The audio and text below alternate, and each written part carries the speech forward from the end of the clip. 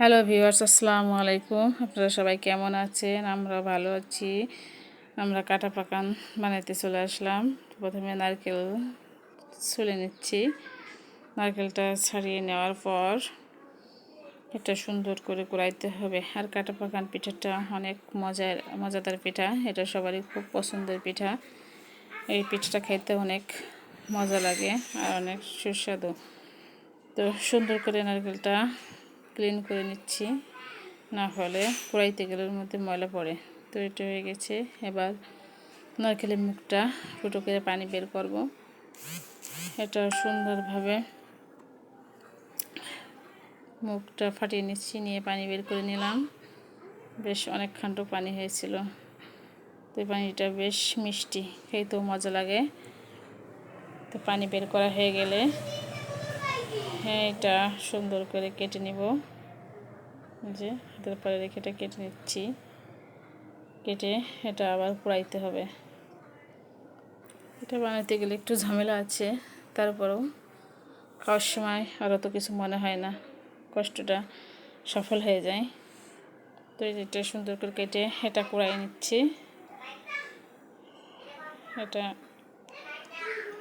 সুন্দরভাবে কুড়াই নিয়ে এরপর এটা চুলায় দিয়ে চিনি দিয়ে গুড় দিয়ে একটু লবণ দিব, দিয়ে এটা সুন্দর করে একটু নাড়াচাড়া করে নেব। এটা অনেকেই কাঁচাই দেয়, তবে কাঁচাটা খাইতে ভালো লাগে না, অতটা স্বাদ লাগে না। আর এটা অনেকটা স্বাদ লাগে। তো এটা দিয়ে আমি সুন্দর করে এটা নাড়াচাড়ে নাড়ুর মতো করে পুর বানিয়ে নেব।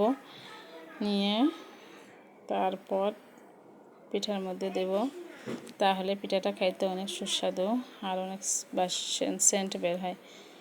তো এটা আমি সুন্দর করে কড়াইতে দিয়ে সুন্দরভাবে নাড়িয়ে নিচ্ছি। দেখেন কত সুন্দর হয়েছে। এবার আটাটা মেখে নেব, চালের আটা। তো চালের আটার পিঠাটা খাইতে অনেক মজা লাগে। আপনারা বাসায় ট্রাই করে দেখবেন, পিঠাগুলো অনেক সুস্বাদু হয়। তো এটা সুন্দর করে আমি বেলে নিচ্ছি। বেলে নিয়ে ভিতরে পুর দিয়ে এটা বানিয়ে ফেলবো। এই যে কত সুন্দর করে বেলে নিচ্ছি। এটা বেলে নেওয়ার পর ভিতরে পুর দিয়ে পিঠাটা তৈরি করব।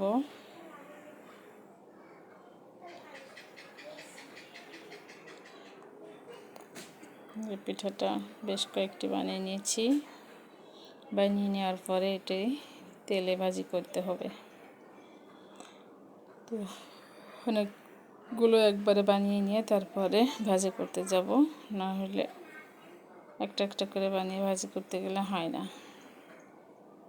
তো সাইডে পানি লাগাই নিলে পিঠাটা খোলে না, না হলে তেলের মধ্যে দিলে পিঠাটা খুলে যায়, তখন সব রস বের হয়ে যায়, তেল নষ্ট হয়ে যায়, পিঠা ভাজি ভালো হয় না।